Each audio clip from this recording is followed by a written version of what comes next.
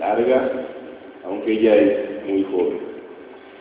Les voy a leer un poquito un extracto muy sencillo de lo que ella ha hecho.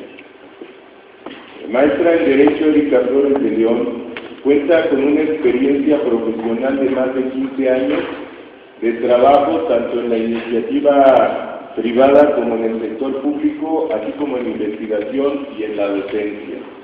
Ha trabajado en diversos estados de México, en España y así como en otros países integrantes de la Unión Europea.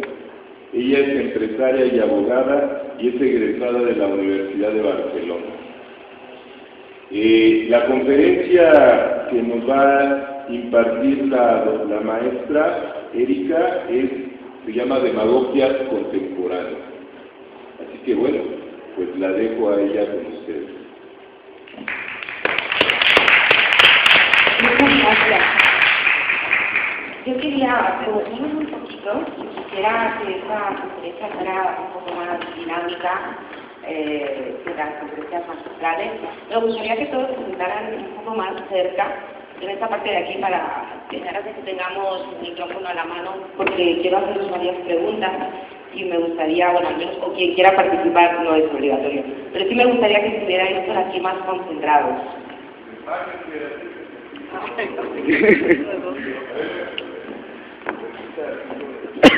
Sienta más grupo humano, ¿verdad? Por favor, gracias a todos.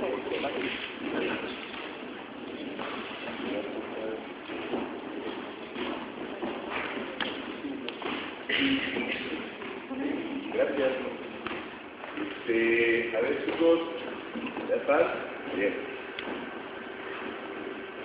Bien, pasemos a la segunda lámina, por favor. Bien, os quiero hacer una pregunta y que me conteste quien quiera. ¿Qué significa democracia? ¿Qué es para vosotros la democracia?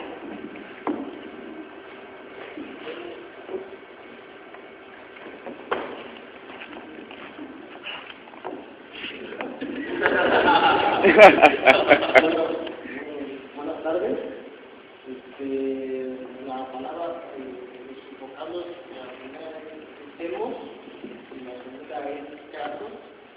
Básicamente es la dicha de gobernar. Es una postura que tenían tanto los romanos como los griegos, y era una forma de regular la tenencia del Estado antiguamente.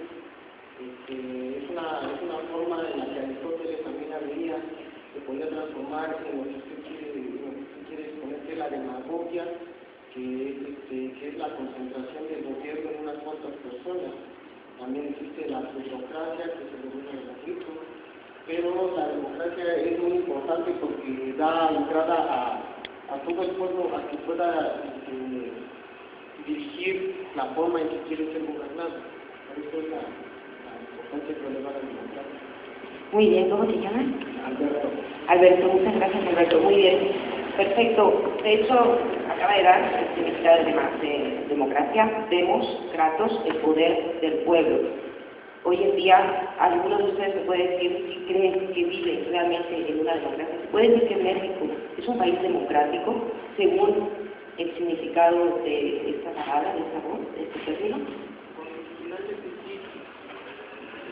Legalmente, en el mundo del deber ser, la Constitución demarca que nuestra república es democrática porque el sufragio es directo. Las personas van a las urnas y ellos eligen a sus gobernantes. Me parece que como Estados Unidos es indirecto. Perfecto, un segundo, Alberto. Por ejemplo, la democracia dice que es ir a votar, ¿no? Hoy en día, sí, el metro, no. Bueno, la Constitución, eso sería una demagogia. Cuando la democracia la sintetizamos únicamente en ir a las urnas a votar un voto en un tiempo determinado, a unas personas que no hemos elegido nosotros, eso no es una democracia. Le llaman democracia, pero todo es una demagogia. Yo me refería al artículo 39 de la Constitución, que demarca que el pueblo emana El pueblo se genera, el poder se genera en el pueblo y es cambiante por el pueblo y es para el pueblo. Entonces yo me refiero precisamente a que es el pueblo el que decide a sus gobernantes. Y sí, yo estoy completamente de acuerdo que si nada más fuera los ciudadanos, las personas que querían la demagogia, entonces está Muchas gracias. De hecho, luego en las próximas láminas vamos a analizar este artículo 39 justamente de la Constitución Política de los Estados Unidos Mexicanos. ¿Alguno de vosotros que me diga si se siente que vive en libertad? ¿Qué es la libertad? Sí, ahorita en nuestra sociedad no vivimos con libertad, ya que tenemos mucha censura, tanto en la expresión, tanto en libertad de prensa, porque en la expresión pues hay muchos intereses. Ha pasado que nosotros somos el tercer lugar en homicidios a los periodistas que manejan los arrojos, que manejan los movimientos para violento de los diputados, senadores, en la cual, pues, como los estorban a los diputados y a los grandes rangos, simplemente los borran los mapas, porque simplemente los muertos no pueden hablar. Muchas gracias. ¿Cómo te llamas? Eduardo, muchas gracias, Eduardo. Así es, no vivimos en libertad. Bajo mi punto de vista, bueno, sobre libertad hay muchas acepciones. Bajo mi punto de vista, un pueblo realmente, tanto a nivel individual como a nivel colectivo, el pueblo ahora estamos hablando de México en general, se puede decir que hay libertad si solo si se dejan autoorganizar. Existe una autoorganizatividad. En este caso no hay organizatividad. Y yo creo que, bueno, de hecho, en mis conclusiones, básicamente, y también las conclusiones que haremos al final del Congreso, estamos hablando de esto, que el pueblo necesita autoorganizarse. Y creo que estamos aquí todos porque queremos autoorganizarnos, queremos realizar algo distinto, ¿no?, al discurso que estamos escuchando continuamente en la televisión, en la radio. Seguimos, por ejemplo, la igualdad. ¿Realmente creéis que existe la igualdad? Salimos a la calle. Bueno, primero de todo quiero decir, yo soy mexicana de nacimiento y también soy española, como se puede ver por mi acento, estuve ahí muchos años, pero mi papá es español. Pero realmente viviendo en un sitio o en otro, ahora sí que tenemos que ver, ¿no?, la realidad. Decimos que la democracia se integra por estas tres vocales, vocales hacen lo que denota la expresión de democracia. Igualdad. ¿Existe igualdad cuando salimos a la calle y vemos el comercio informal, o los niños tirados en la calle, o los que están limpiando coches? Realmente existe igualdad en la manera que nos salimos a la calle para ir a trabajar o ir a cualquier sitio, vamos en un coche, moto, bici, metro. Realmente existe igualdad. Si puedes pasar.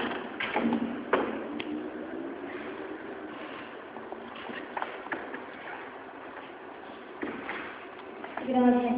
Bueno, desde hace tanto tiempo, Pablo González Casanova se llama, que estudió la democracia en México, y desde, bueno, él ha hablado de esta falacia, ¿no?, de la democracia, que es toda esta implicación realmente en México, en donde está el voto directo, el voto indirecto, los votos plurinominales, los votos quién sabe qué, y a la mera hora, definitivamente el pueblo no decide, en ningún momento se creó esto del plebiscito, donde ahí sí se pide la opinión de la gente para saber qué es lo que quiere realmente.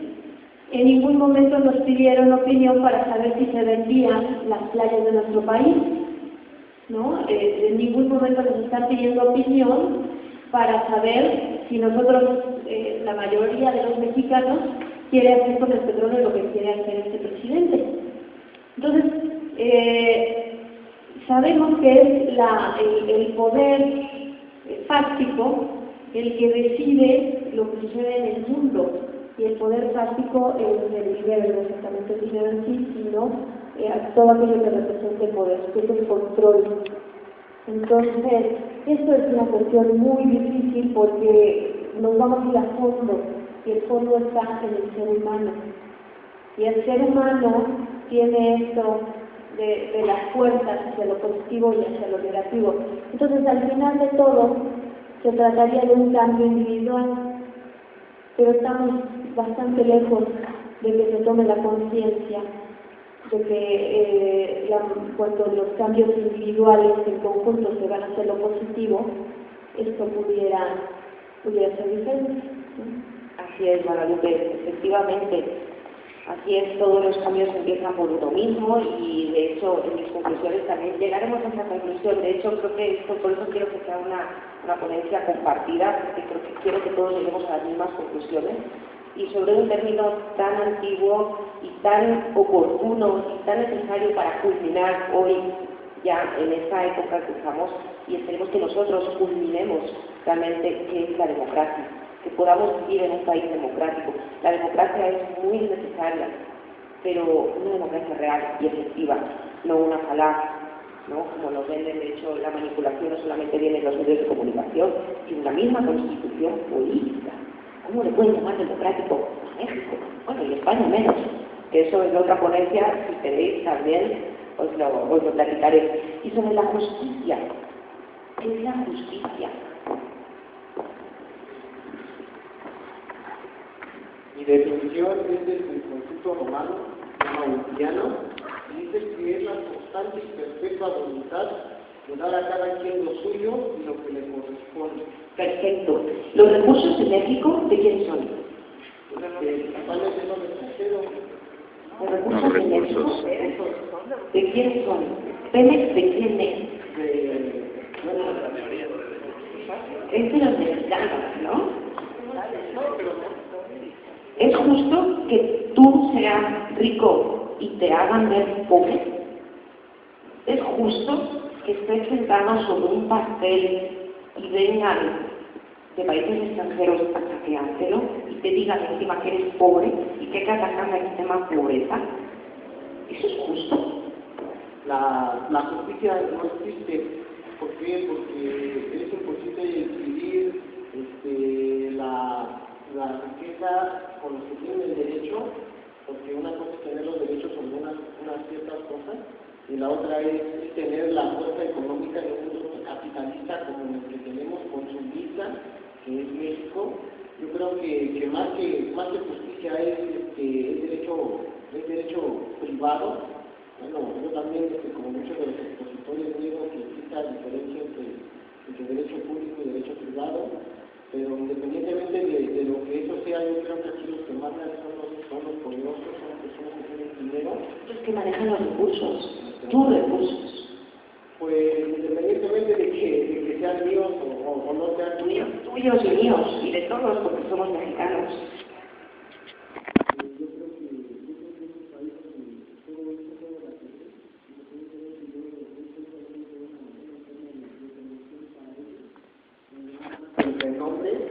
Por eso yo no me incluyo en que sean míos, porque yo de eso no veo nada.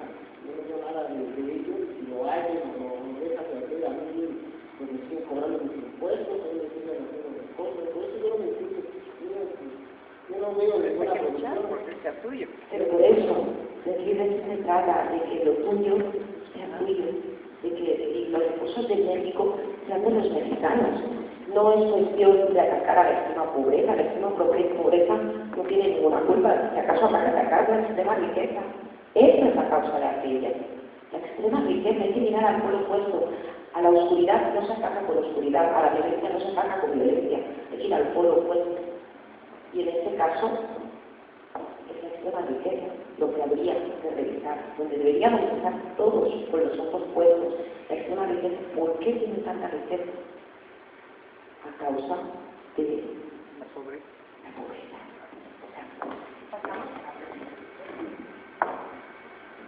Exacto. Entonces llegamos a la conclusión de que todos los países llamados democráticos, todos sin excepción, se dicen llamar democráticos solo por dos aspectos. Uno, porque tienen una constitución política en la cual están reconocidos los derechos humanos, los derechos fundamentales, y también porque está reconocida la separación de poderes. Alguien les va a decir, esta separación de poderes, ¿Quién fue? Es una teoría, ¿no? Es una teoría. Teoría viene del teo, significa luz, brillar. Teoría es aquello que se mueve, aquello que tiene luz, se mueve, se llama la atención, lo contempla, lo considera, lo reflexiona. En este caso, la teoría de separación de poderes se ha convertido en un dogma. ¿De qué año es la teoría? ¿Quién fue el teórico de la teoría de separación de poderes?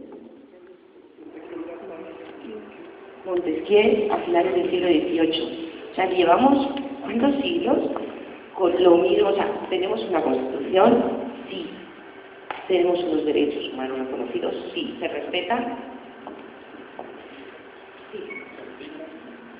¿Se aplican? ¿Se conocen?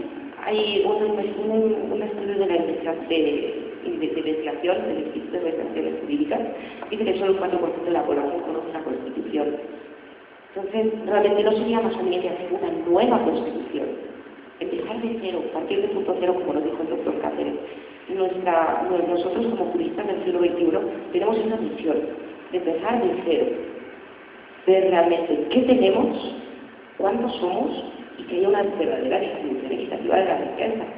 ¿Cuántas cabezas somos? Igual, ¿cuánto territorio hay? Bueno, pues si lo dividimos entre la población, nos toca 1,5 hectáreas por persona. ¿Por qué tenemos que vivir en una caja de zapatos? ¿Eso es justo? No. Aquí hay una definición de democracia. La definición de democracia que establece la Real Academia Española dice que es la doctrina política favorable a la intervención del pueblo en el gobierno. Pues aquí nosotros todos somos el pueblo y pues de intervención en el gobierno porque no tenemos ninguna, ¿no? Predominio del pueblo en el gobierno político de un Estado. Pues aquí el pueblo está abandonado. Es triste, pero el pueblo mexicano, de hecho, habrá estado mucho reflexionando antes de este congreso, leyendo mucho, escuchando mucho las noticias, hablando con la gente de la calle, conociendo, ¿no?, la realidad mexicana de todos los niveles que es posible. Y realmente, ¿qué tipo de pueblo? O sea, ¿cómo se puede la Presidencia de la República hacer esfuerzos publicitarios que diga, nosotros somos México, Presidencia de la República?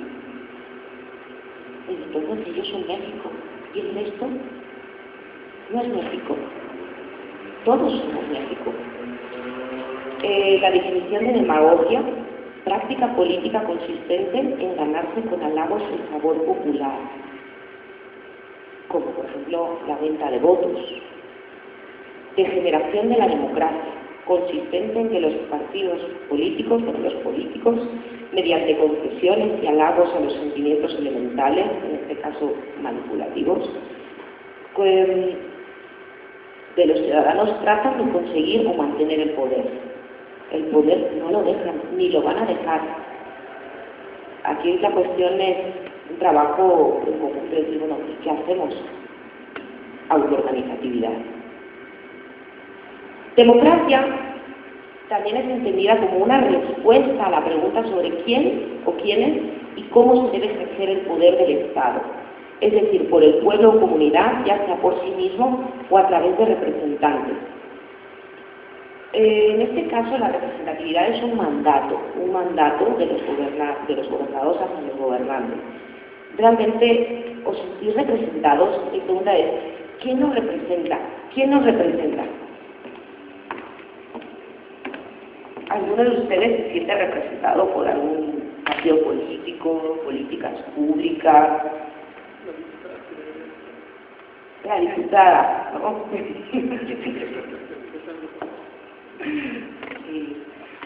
Sí, definitivamente es una situación difícil. Es más, yo creo que México, lo admiro mucho, es un país fuerte, está viviendo una época difícil, pero pues aquí estamos, ¿no? Y eso habla muy bien, ¿no?, de los mexicanos. Pasamos a la siguiente, por favor.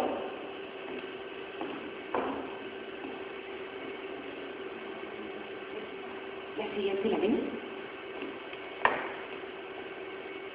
La democracia se justifica en cuanto es capaz de crear, mantener, garantizar y desarrollar la libertad de los miembros de la comunidad. Todo eso es para reforzar que no vivimos en una democracia. El fin último de la democracia debe ser el bienestar del pueblo. Bienestar va junto. Un error ortográfico, perdón. Igual demagogia. Es un error ortográfico, pero desgraciadamente yo conscientemente estoy cometiendo ese error ortográfico para que le llamen demagogia, porque me he encontrado con gente que le llama demagogía. Entonces, definitivamente digo, bueno, ahora sí que es mejor, yo prefiero que se pronuncie bien a que se escriba bien, ¿no? Porque al final lo que se nos queda, ¿no?, es el sonido, que es el que retumba, ¿no?, en nuestros oídos. Seguimos, por favor. Entonces, yo ahora creo que es algo muy importante y que poca gente hace, es recordar a nuestros antepasados, ¿no? Porque estamos hablando de un México de hace 500 años a la fecha, pues, creo que estamos viviendo, ¿no?, la peor barbarie. México ha tenido un sufrimiento realmente, la sociedad está sufriendo actualmente, pero lleva sufriendo 500 años desde que llegaron mis antepasados también. Entonces, vamos a hacer una remembranza a nuestros antepasados. Y primero los griegos, luego los musulmanes y luego a los precolombinos. ¿Por qué en este orden? Porque nosotros tenemos un derecho de raigambre griega, que busca esos grandes fines, ¿no?, como el bien, la justicia, la libertad. Desgraciadamente, el derecho actual no solamente es de raigambre griega, ni musulmana, ni precolombina.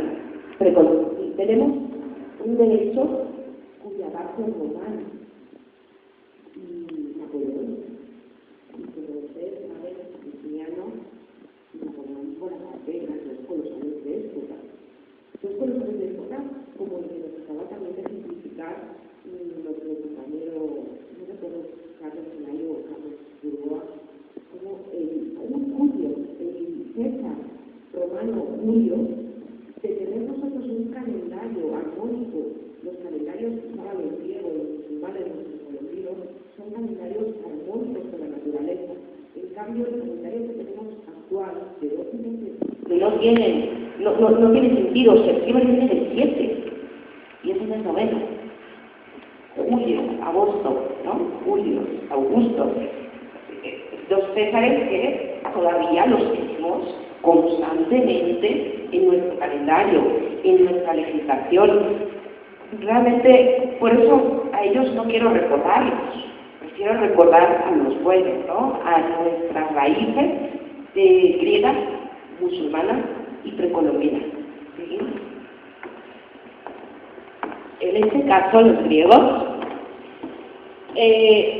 para los griegos la polis es una forma de organización político-social que nació en el siglo XI a.C., más o menos, hasta el siglo VI después de Cristo fue cuando empezó la democracia.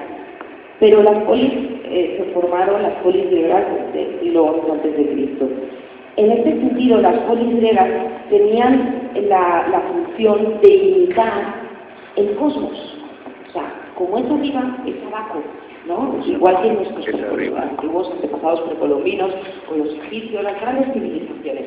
Así es lo que quiero recordar a las grandes civilizaciones, porque en este congreso estamos recordando lo que hoy tenemos, ¿no?, nuestros resultados después de la colonización. Entonces vamos a irnos antes, un poquito antes, y yo os quiero hacer esta pregunta. Imaginaros que ahora mismo, o sea, recordamos nuestros genes griegos, y ¿qué podríamos hacer? O sea, pensar que sois griegos, y yo os hago una pregunta, que alguno de ustedes me conteste. ¿Qué tenemos que hacer para que la polis sea el reflejo del cosmos? Cosmos en el sentido de que es el orden perfecto universal. ¿Qué tenemos que hacer para que una ciudad, una polis, tenga un orden perfecto? entendiendo por polis una forma de organización político-social y por cosmos el orden perfecto universal. Lo contrario del cosmos es el caos, que es lo que estamos viviendo. Entonces, ¿qué podemos hacer? Ya que el caos es lo más funesto que le puede pasar a un Estado, a una sociedad.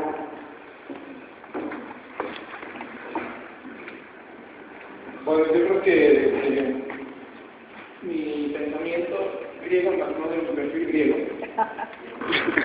podríamos pensar que tal vez los griegos hubieran podido pensar o hubieran podido retomar esta cuestión natural de la homeostasis, que implica un equilibrio natural de todo, ¿no? de todos los sistemas concebidos o no. Entonces, por ejemplo, me parece como en el cosmos, cuando nos regimos por un contexto, un marco egodinámico o egocentrista, en donde hay un sol, los planetas giran alrededor, cada uno respeta una órbita y va haciendo, podemos desde cierta perspectiva pensar que va de fuera hacia adentro o que va de dentro hacia afuera. Creo que en la sociedad podríamos pensar que una polis puede ser eso, desde un pensamiento, o pensarlo dependiendo del ámbito. Si pensáramos en lo político, bueno, pues tendrá que haber un presidente y algunos gobernadores, y lo secundaría la del pueblo. Sin embargo, en un equilibrio natural, en un contexto homeostático, no hay algo más importante que otro menos importante. En una interacción dinámico-sistémica, cada una de las partes conforma un todo, y así mismo es una parte de. Por tal circunstancia, si se afecta a una de las partes, afecta al todo, y si se afecta al todo, pues va al todo. Entonces creo que una polis tendría que retomar desde este principio griego, o esta ideología, esta cosmovisión griega. Yo creo que pensaría más en un enfoque más de contexto sistémico, ¿no? O homeostático.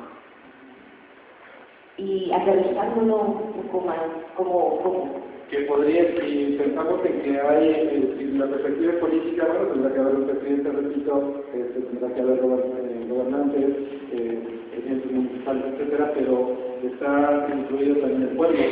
Si lo pensamos en una perspectiva más actual, más mexicana, más nacionalista o más incluyendo el Distrito Federal como metropolitana, pues como decíamos anteriormente en nuestras ponencias, de pronto no conocemos ni siquiera al diputado de nuestra zona, y aunque conozcamos tal vez al presidente municipal, al delegado, no tenemos acceso realmente libre con él. Y si queremos ir a ver al gobernador o al presidente de la República, menos. ¿de la campaña cuando no? De nosotros. Sí, tengo un poco de playeras, cubetas, pero de fuera de eso, no. Entonces, en una interacción sistémica o homeostática, tendría que ser la interacción constante y dinámica, en donde además se pudiera interactuar todos los elementos con todos los elementos. Entonces, aterrizando en algo más concreto sería eso. Si pensamos desde una polis orientada desde la perspectiva tal vez religiosa, bueno, podemos considerar diferentes ideologías religiosas, pero donde todas interactúan entre sí, se respetan, se toleran unas a las otras, y tolerar no lo consigo como, voy a utilizar un concepto peyorativo, pero creo que puede ser muy ejemplificado, que lo he escuchado mucho, chavos, que este güey tiene un putito, no hay bronca, no hay pedo, yo lo aguanto. Esto parecería tolerancia, es como darle permiso al putito de que sea putito, ¿no? Yo no creo que eso sea tolerancia. Tolerancia es entender que hay diversidad en preferencias, orientación o elección sexual, y que si me siento mejor estando con un hombre o con una mujer, es exactamente lo mismo, ¿no? Probablemente ya empezaré a diferir si es un perro, un caballo o un guante de box. Pero creo que cuando establecemos relaciones personales tenemos que ir pensando en esos conceptos. Entonces esta polis tendría múltiples perspectivas políticas, religiosas, ideológicas, pero algo importante es que todas están incluidas en un marco mucho más amplio, que es el cultural o el educativo. Muchas gracias, Javier. Sí, bueno. Ricardo, no había dado final.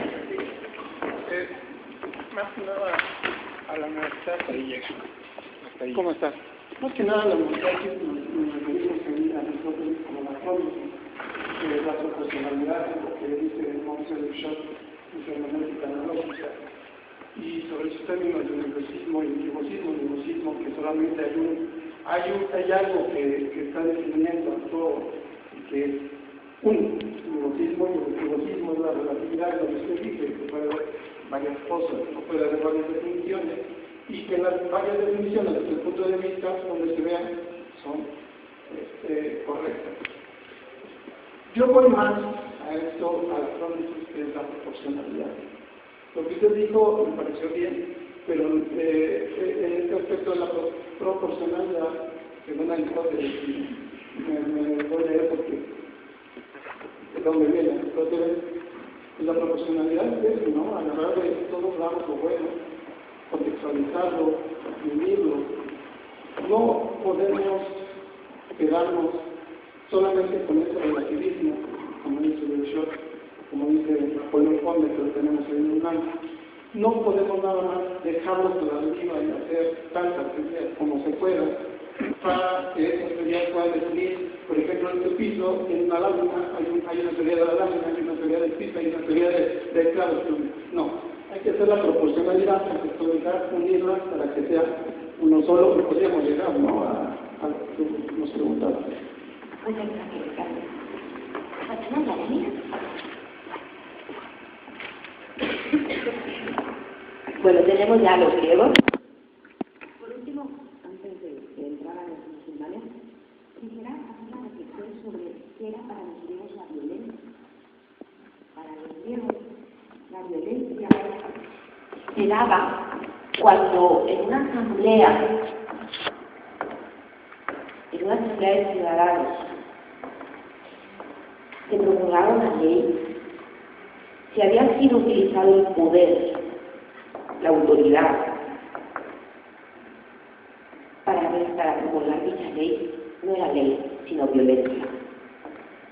En caso de que nos remontamos, ¿no?, a esta época de los griegos, hoy en día, que estuvieran aquí, que vieran cómo trabajan nuestros queridos espectadores, realmente diría que México vive en un país violento.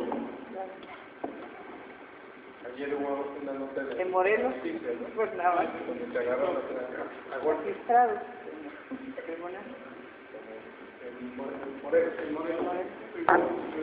Fíjate, sí, son esa violencia, ¿no?, intrapersonal, pero la intrapersonal e interpersonal.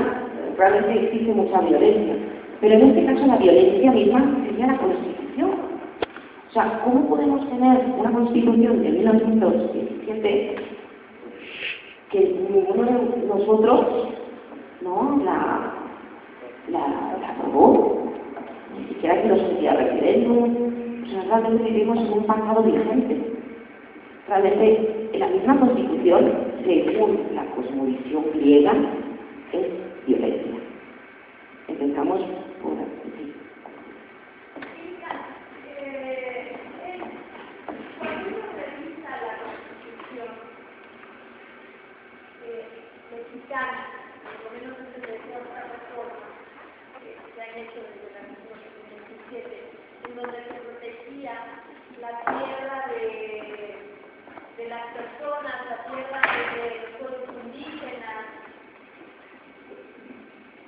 Salinas hace esta reforma para que se pueda vender y la gente en la pobreza extrema, cuando la tierra es lo único que tiene para sobrevivir, la vende.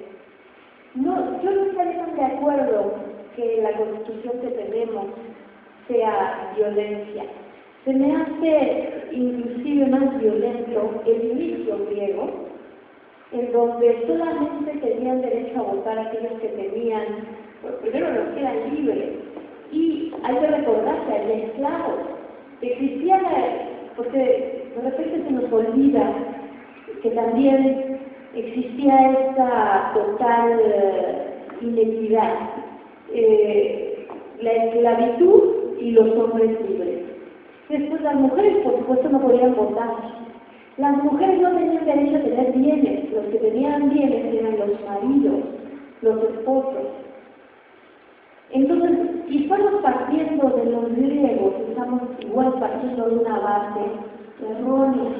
Sí, tienes toda la razón. De hecho, los griegos, es que la democracia, la democracia es una base errónea, nunca ha existido. Empezando de derecha, nunca existió. Por eso quiero que, a ver si pudiéramos realmente llegar a culminar este proceso de democracia, porque desde que se inició hasta hoy en día nunca ha existido democracia. Como tú hubieras dicho, la democracia en Grecia era de los aristócratas varones. Los demás no participaban en la hora. Entonces, sí tienes toda la razón. No estoy más que recordando una parte de la violencia, que era para los griegos la violencia. Y tienes toda la razón, la democracia en Grecia tampoco era democracia. Entendida en que había esclavitud, discriminación. Sí, yo pienso que el problema de las leyes, además de que tendría que haber las menos leyes posibles, porque con la cantidad de leyes que tenemos, casi nadie llega a conocerlas todas y con las reformas que le hacen en cada momento y que no se encuentran, no es fácil encontrarlas, es muy difícil que el ciudadano común las conozca, porque es difícil que el abogado conozca las reformas y todas las leyes que hay. Ahora el ciudadano común, para nada. El problema yo pienso que no es la ley en sí, sino cómo se hace efectiva esa ley, porque lo que dice la Constitución es muy importante: el derecho a la educación, el derecho a la cultura, el derecho a la alimentación, al vestido, al sustento. Entonces, creo que los principios son buenos y es importante que si lo que tenemos, lo que teníamos, defendía lo poco que nos quedaba, con la mano en la cintura se puedan hacer estas reformas donde ya no exista desde la Carta Magna el poder de la defensa para vender totalmente al país o para pasar encima de los derechos de las personas. Está todavía no quedan las 8 horas de trabajo, ¿no? Como máximo.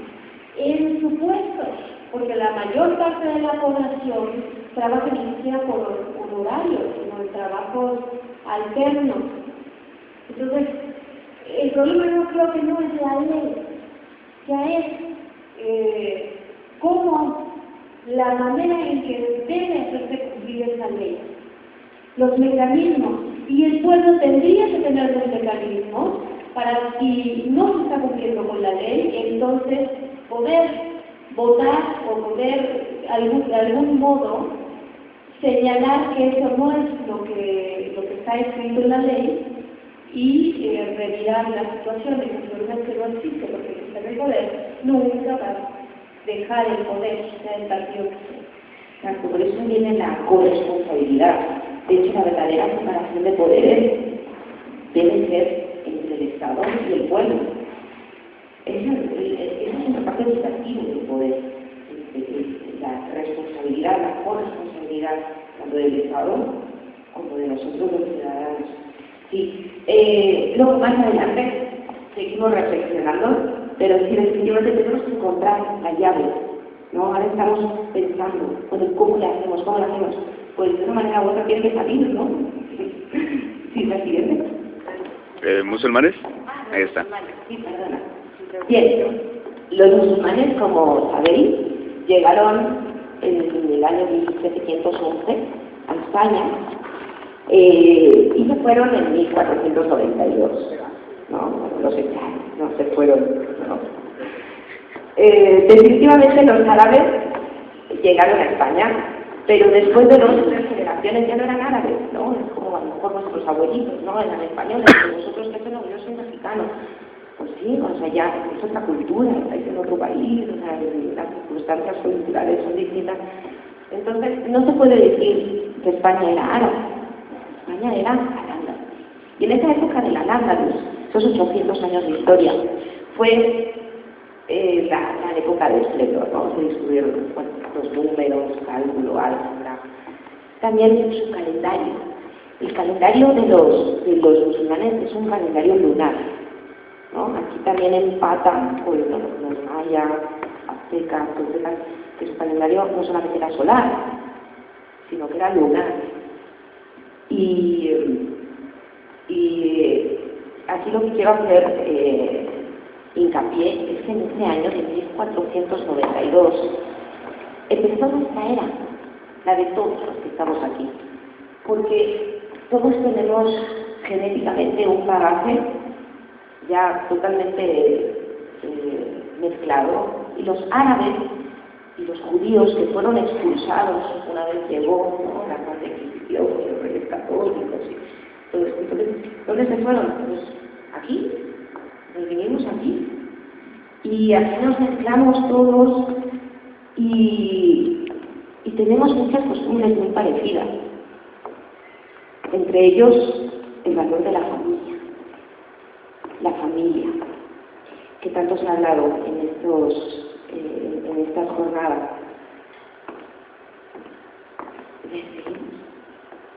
En este caso, los musulmanes, cuando Europa era al-Ándalus, el resto de Europa estaba sumergida en la edad del oscurantismo, de la Edad Media, mientras al-Ándalus estaba forjando todo el conocimiento. Cuando llegaron al final la Reconquista, tradujeron todos los textos al latín, y a fecha actual todavía los grandes avances de medicina, etcétera, pues fueron descubiertos en esta época, antes de 1492, y gracias a la Reconquista empezó el renacimiento de Europa. Ahora pasamos a nuestros antiguos mayas, aztecas, toltecas, olmecas y bueno, toda esa gran civilización que habitó en estas tierras en las que hoy estamos aquí todos. Y quisiera hacer aquí un apunte de cómo era su organización política, moral. Política moral, iban de la mano, eran las dos caras de la misma moneda. El Xiuhua-Coatl era el poder femenino.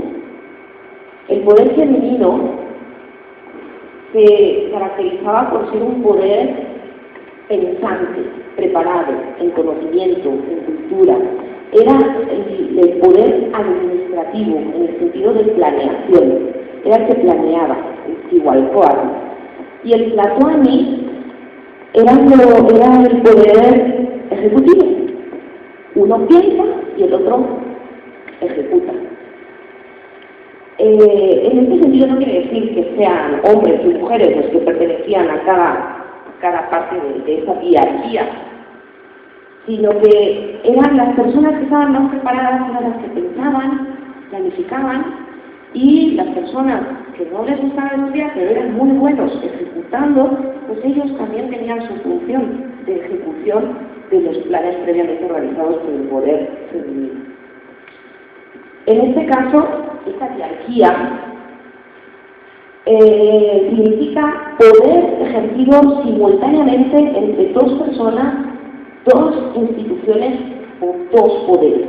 Volvemos al número 2. Pasamos del 3, que el 3 también es muy judeo-cristiano, ¿no? La trilogía de poder, y el Espíritu Santo y todo esto que pasamos del 3 al 2, como los pitagóricos, ¿no?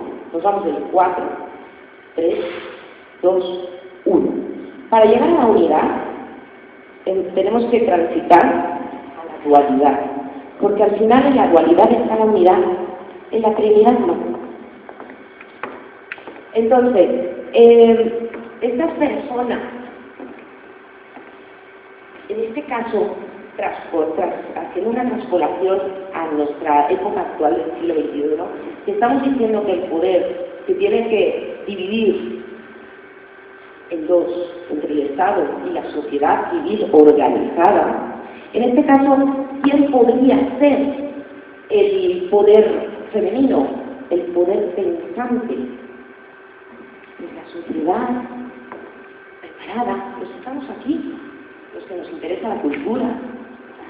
Nosotros somos los que somos capaces de pensar y planear. lo mejor para hacerlo, pues a lo mejor no somos tan buenos, o a lo mejor podemos intentar estar en un bando y luego estar en el otro, pero al final lo que se trata es que haya una unidad en el pensamiento y en la acción. Fundamentos de la legitimidad del poder en nuestros antepasados. Eran respetados porque la autoridad no es, bajo mi punto de vista, y según la cosmovisión precolombina, la autoridad no es una medallita que te pongan. A partir de hoy te invisto de autoridad. No, eso no es autoridad. La autoridad se gana con el ejemplo, se gana siendo una persona culta, virtuosa, con conocimiento y con cooperación. Esa autoridad, pues, la legitimidad del poder, lo que era la autoridad en esa época de México, tenían estas características, eran cultos, virtuosos, tenían conocimiento y les gustaba cooperar. ¿Por qué la cooperación? Porque en esa época no había derechos individuales, no era importante el individuo, porque según su recepción de la cosmovisión venía a partir de la naturaleza, y la naturaleza se divide también en un poder femenino y masculino. Y la naturaleza te dice que una hormiga se puede morir, un hombre se puede morir. Entonces los derechos individuales no eran importantes, porque al final el individuo se muere, pero la sociedad debía continuar. Todo aquel que trabajaba era en beneficio de la comunidad, todos tenían que aportar en beneficio de la comunidad. Lo que ayer nos explicaba nuestra compañera Paola Carmona, o sea, todo trabajo, toda profesión se tiene que hacer en beneficio de la comunidad. Si lo haces solo para un beneficio tuyo particular, que básicamente será llenarte los bolsillos de dinero, pues entonces no estamos cumpliendo con los fines del trabajo. El trabajo tiene que ser social. Su saludo, ¿cómo se saludaban? ¿Cómo se saludaban los antiguos mayas? ¿Alguno lo sabe? ¿Cómo se saludaban los mayas? Bueno, se saludan hoy en día todavía. ¿Cómo se dice hola en maya?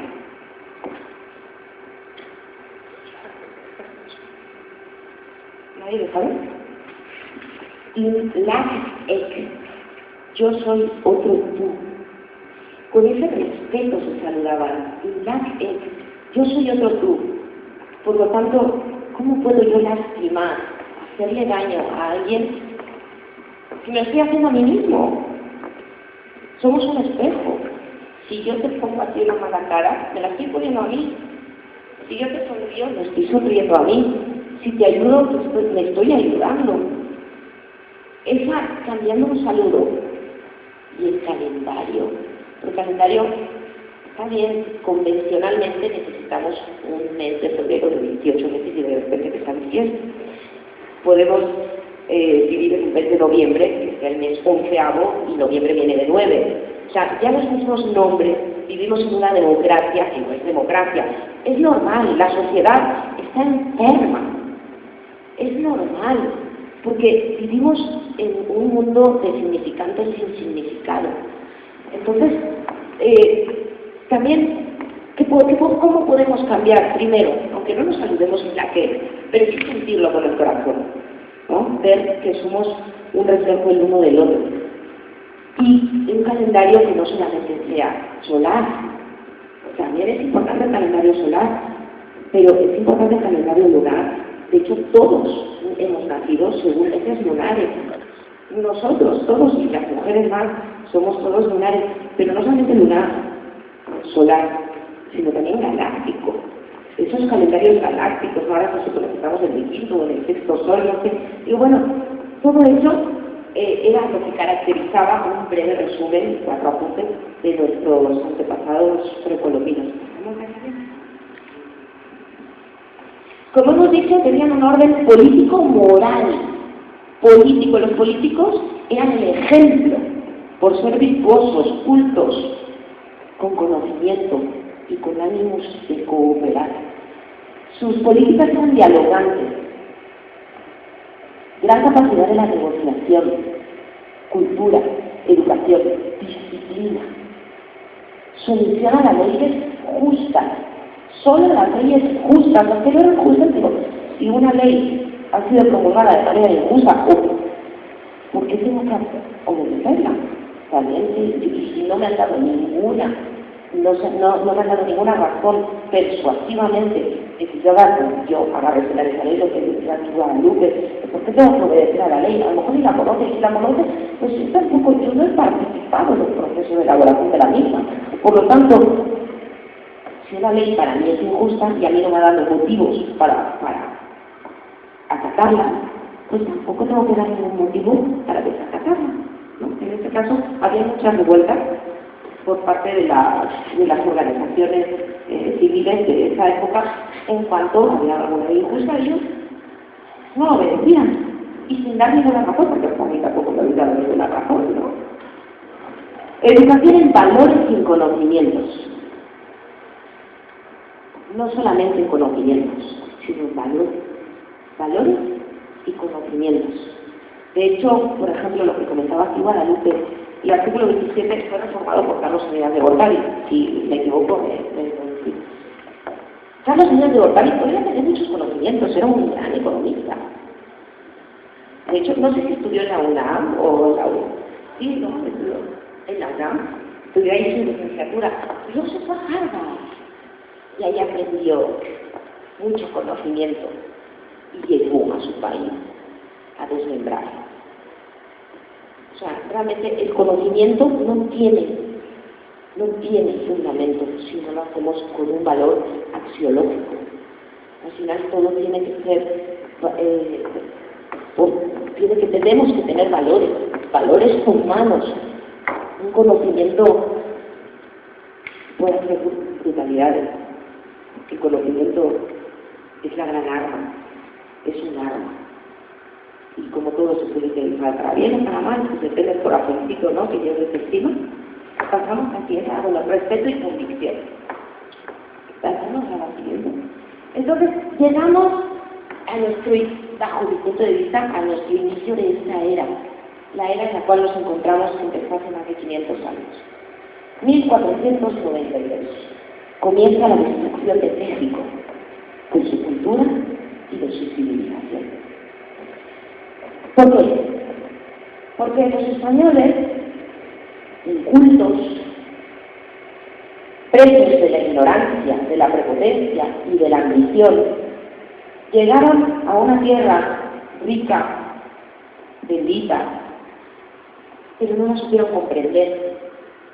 La degradaron al pueblo mediante el uso de la fuerza bruta, la barbarie.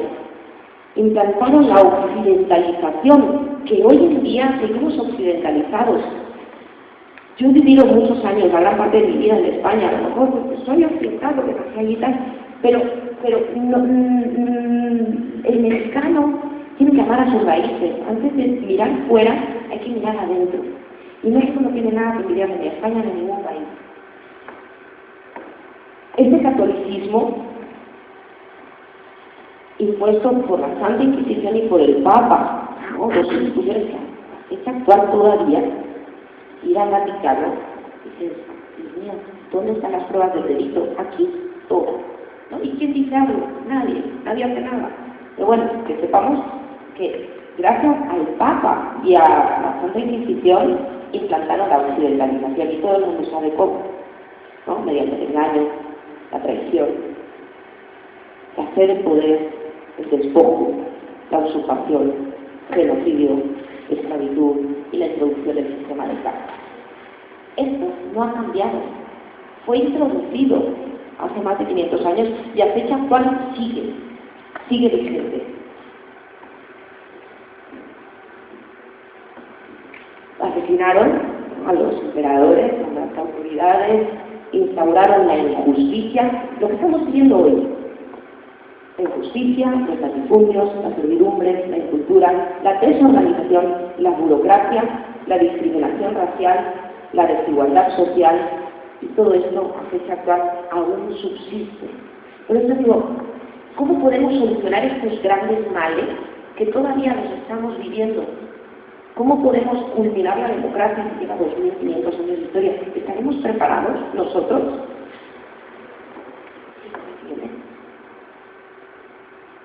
Entonces llegamos al hoy, al aquí y a la hora. Vivimos en una ausencia del Estado de Derecho. Existen desigualdades, miseria, extrema riqueza. Ausencia de libertad individual y colectiva. Libertad para decidir sobre el propio destino. Libertad implica autonomía, autoorganizatividad. Igualdad, para que exista la igualdad deberíamos comenzar por la eliminación de los privilegios oligárquicos. Estamos viviendo un genocidio cognitivo. Sí. Nuestro derecho positivista está basado en la prescripción, obviamente a través del derecho romano y napoleónico. Tenemos como resultado la prescripción, la coacción, la sanción, la represión y el uso de la fuerza bruta, la manipulación, el engaño. México es un país rico. Los recursos de México son de todos los mexicanos. Hoy en día solo son de unos pocos. Todo esto es para que reflexionemos, ¿no? Y nos tenemos que, como vamos a seguir trabajando, al final vamos a buscar soluciones. Sí. Entonces, ¿quién es el titular del poder político? Según la Presidencia de la República, nosotros somos México. O sea, son ellos.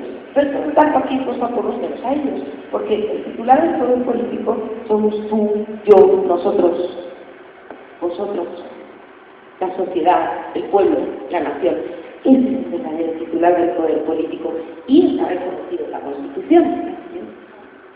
El artículo 39 de la Constitución efectivamente dice que la soberanía nacional reside esencial y originalmente en el pueblo, todo poder público emana del pueblo y se instituye en beneficio de este. El pueblo tiene todo tiempo el inalienable derecho de alterar o modificar la forma de su gobierno. ¿Cómo podemos alterar una forma de gobierno que está blindada? La democracia representativa o la república federal está blindado. Eso está contenido en el artículo, la soberanía nacional es el artículo 39, el artículo 40, ¿de qué habla? ¿Cuál es el...?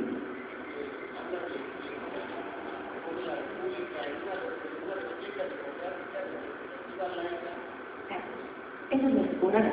Y esos principios contenidos en el artículo 40 constitucional están vedados por voluntad del constituyente.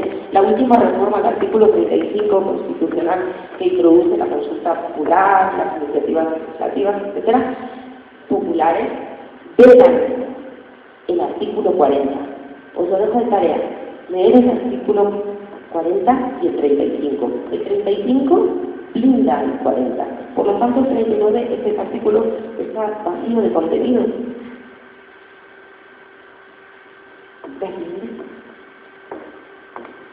Entonces, tenemos que transitar, como mis compatriotas españoles dicen, hay un movimiento, lo habréis escuchado en Los Indignados, que hablan de la democracia real, ¿no? Democracia real, ya, el movimiento de los indignados. Y me gusta que introducen este término de 2.0, ¿no? Es como actualizar, ¿no? O sea, yo he visto que ya no sirve. O sea, hay que actualizarnos científicamente. La producción científica, también en el área de las áreas sociales, la producción científica se ha estancado. Nosotros somos científicos por naturaleza, todos los niños son científicos por naturaleza. Desde que nacen hasta que tienen 5 años, todos somos genios por naturaleza. Todos nos gusta preguntar por qué, ir, ver de dónde está el sonido, de dónde sale, todo nos preguntamos, nos cuestionamos y llega un momento en vas a la escuela y entonces te entiendes. En la escuela llega a los 15 años del 100% de los niños genios, que somos todos, solo el 5%. Al final sigue siendo genio. ¿Cómo somos los que estamos aquí? Pues quiero creer. Lo que decía ahí que la democracia cree que que construir en base a las prácticas, ¿no? Son las prácticas las que hacen la democracia, no las formas, ¿no? Porque ya le he visto la Constitución que dice democracia, pero no, pues no lo es. Entonces, aquí el sueño de la razón produce monstruos. Es un grabado de Goya que yo podría decir que ahora es lo que estamos viviendo, ¿no? En esta época en la que nos encontramos todos. Vivimos en una época en la que la razón, entendida como sueño de virtudes cívicas y políticas, esa virtud está adormecida. No quiere decir que esté mutilada. Yo quiero pensar que está adormecida, que solo hay que despertarla. ¿Y por qué? Yo quiero creer que ha sido por el dinero, ¿no?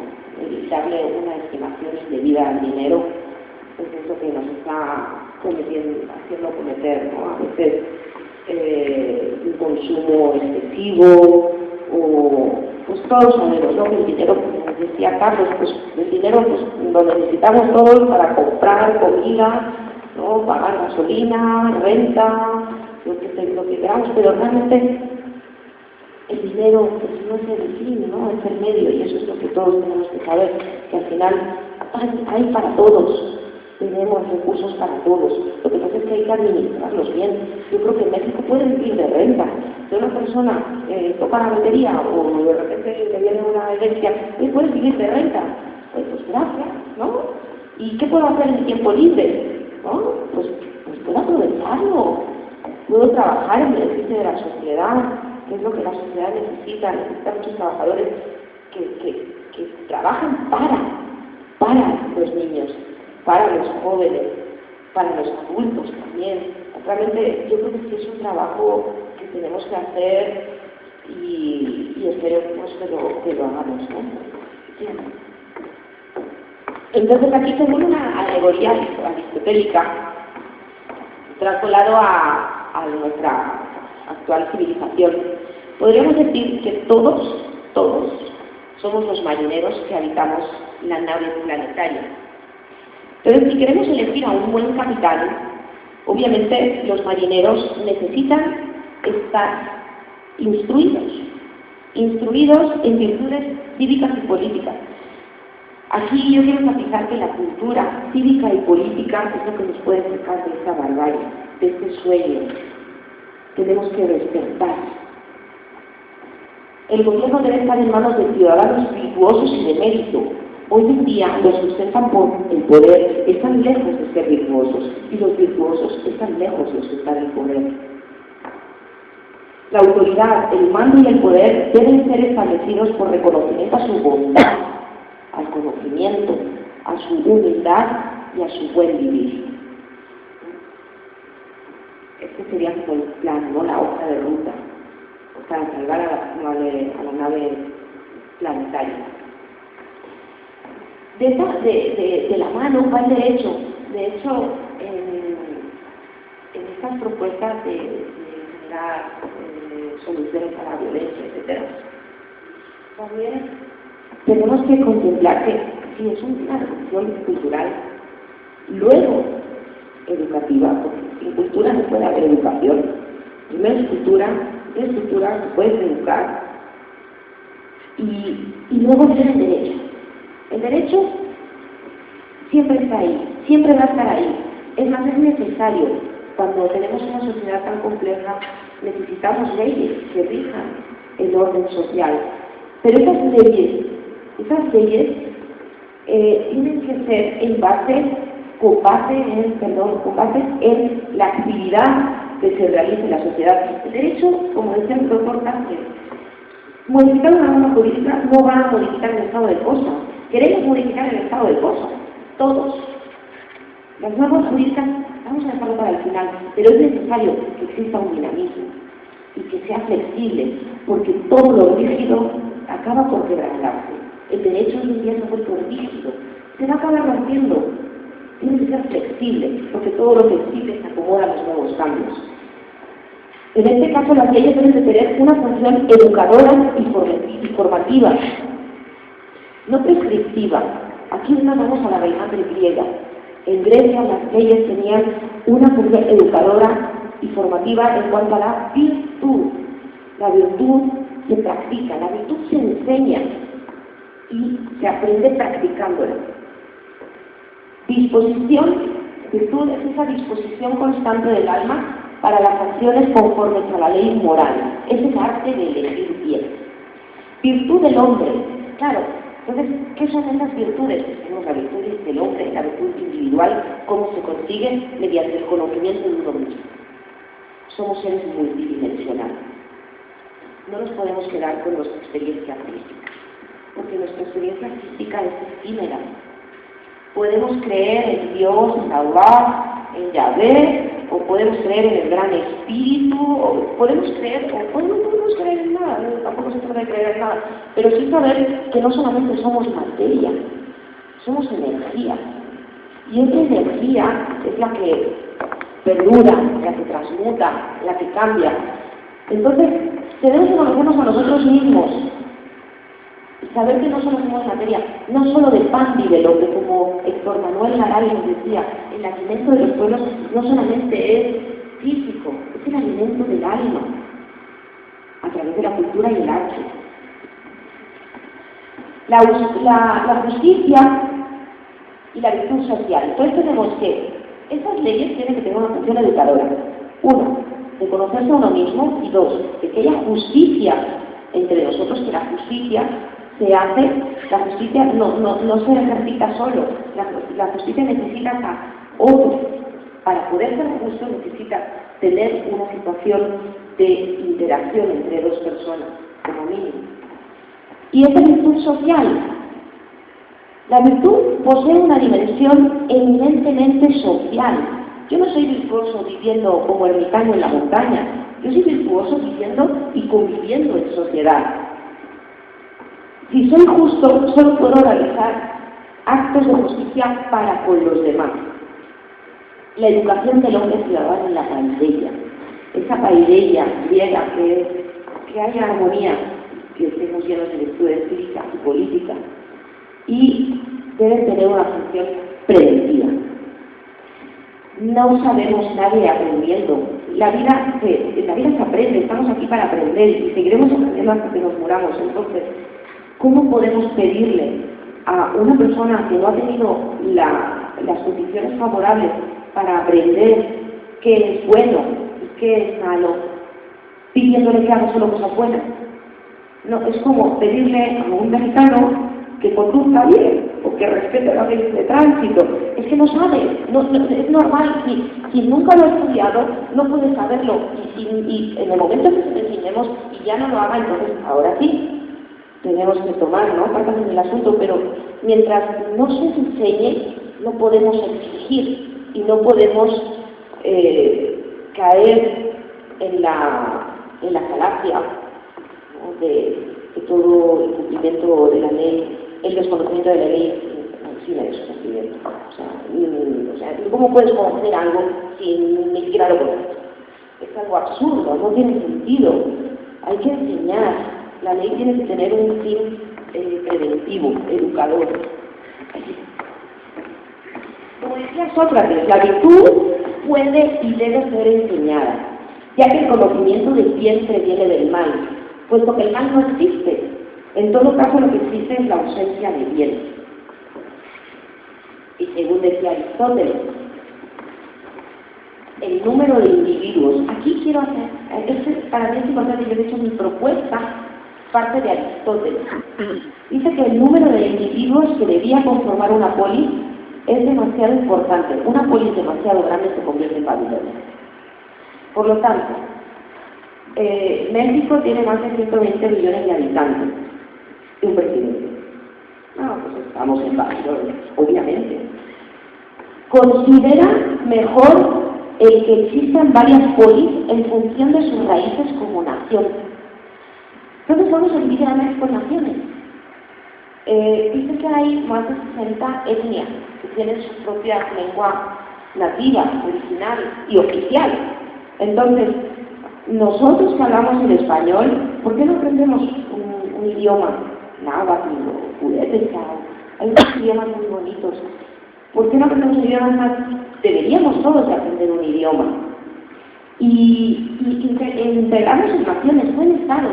El Estado es una realidad, es acción política del hombre. Todo lo que crea el hombre lo puede crear y volver a crear.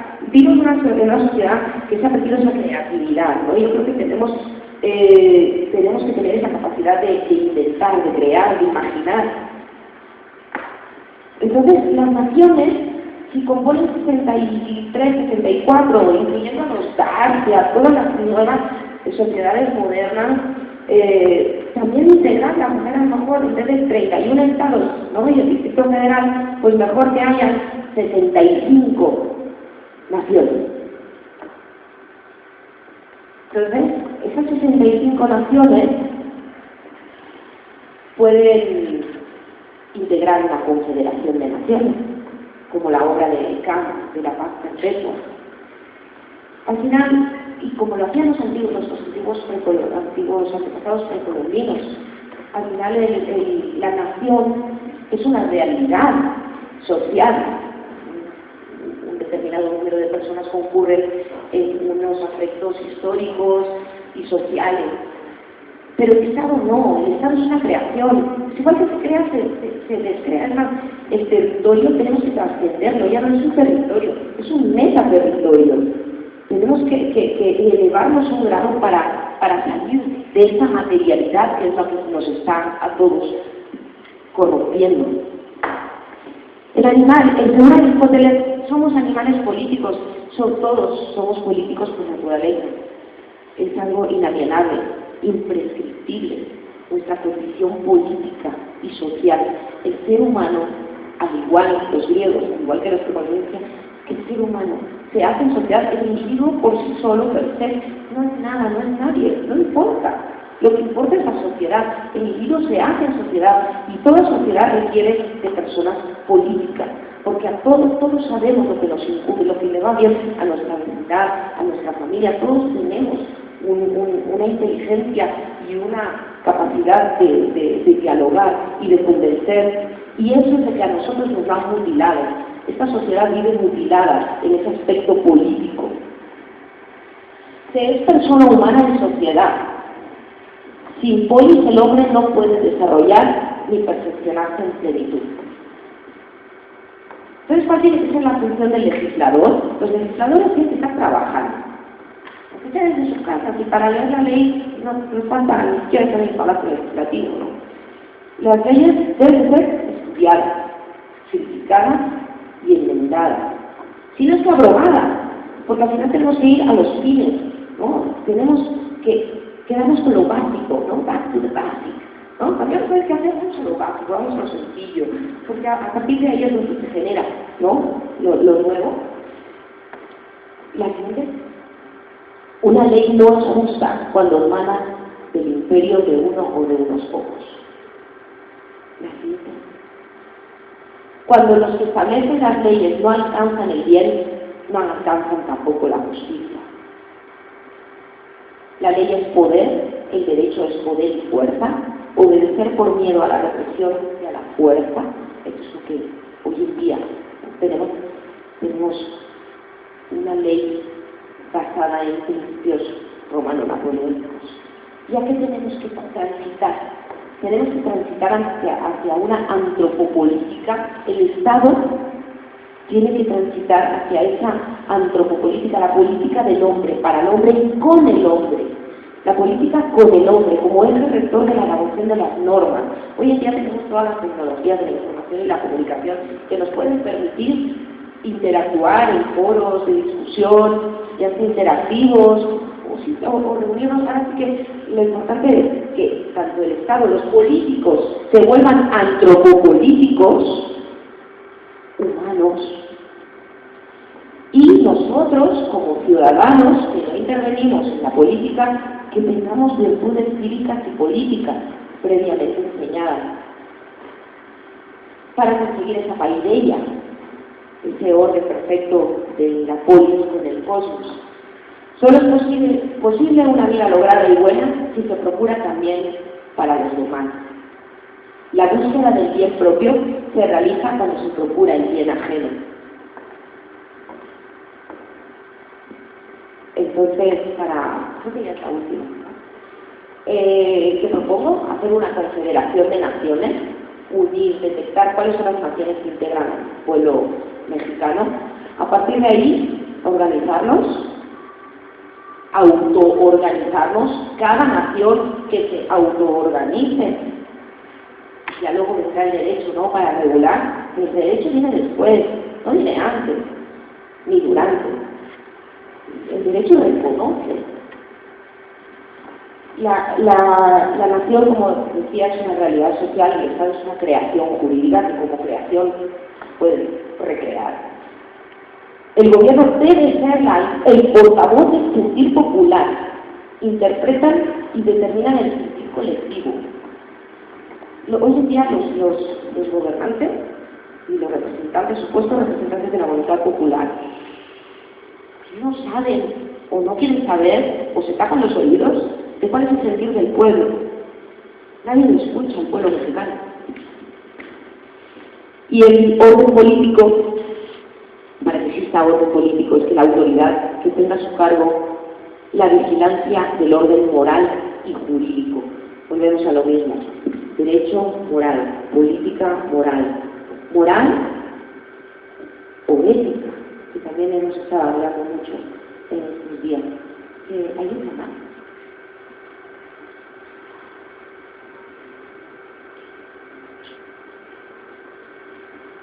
Culturalizar a la sociedad. Culturalizar. ¿Pero qué es culturalizar? Es conocer. Culturalizar no es llegar y decir, te voy a culturalizar, ¿no? Como los occidentales, te voy a occidentalizar. No, culturalizar es hacer un reconocimiento, conocerse uno mismo y conocerse al otro. Conocernos entre nosotros y hacia ahí un real de respeto, de convivencia, de autorreconocimiento de todos estos saberes que no solamente se dan en el mundo científico, sino también en la calle, los indígenas. Hay muchos saberes que se tienen que entretejer. Canales de participación ciudadana que sean óptimos y oportunos, no existen en México todavía. Innovación, creación, crítica e imaginación. Esto es lo que tenemos que incentivar cada día. Crear, recrear, inventar, criticar de manera propositiva para que haya un resurgimiento cultural. Y para ello, nosotros como juristas, y creo importantísimo, modificar la Constitución, hacer una nueva Constitución. No voy a decir nombres, pero un doctor me comentó, no, la Constitución tiene que llegar hasta 2017. ¿Y por qué? No, pues porque ya queda poco, ¿no? No, es lo que digo, mejor, vamos a hacer una nueva. Modificación de las instituciones y de la relación y modificar las relaciones de la sociedad con esas instituciones. La política debe ser una actividad colectiva, reflexionada y lúcida. Para que exista una verdadera democracia, tiene que haber una participación continua y responsablemente en las decisiones políticas, y debemos actuar luego en consecuencia. Dejar de importar sistemas jurídicos como el francés, el español, todas un copy-paste, ¿no? Y todas las copias, pero no necesitamos copiar a nadie, tenemos que reencontrarnos a nosotros mismos. Comprender y aprender el vasto patrimonio cultural legado por nuestros antepasados, reflexionar sobre las verdaderas necesidades socioplanetarias.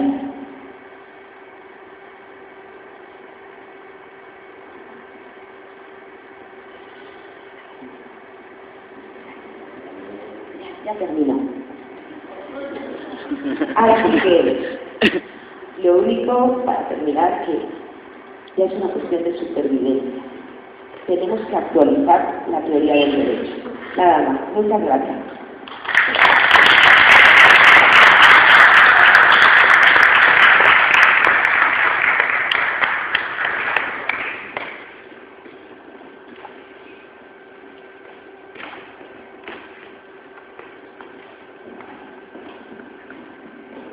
Muy bien, bueno, cuando uno trabaja como como está haciendo hoy en día la profesora, la maestra Erika, o su servidor nos pasa, pues se pierde esa dimensionalidad de las manecillas del reloj, ¿verdad? Podemos estar, por eso se dice comúnmente que hay en nuestros trabajos horarios de entrada, ¿no? Y más cuando tenemos un problema de una emergencia nacional como la que estamos viviendo.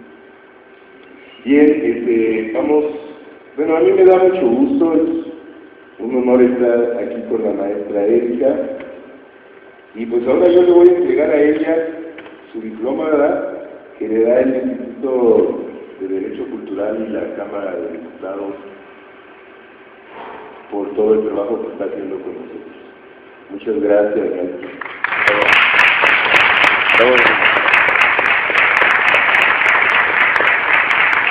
Muy bien, y ahora quiero presentarles a nuestra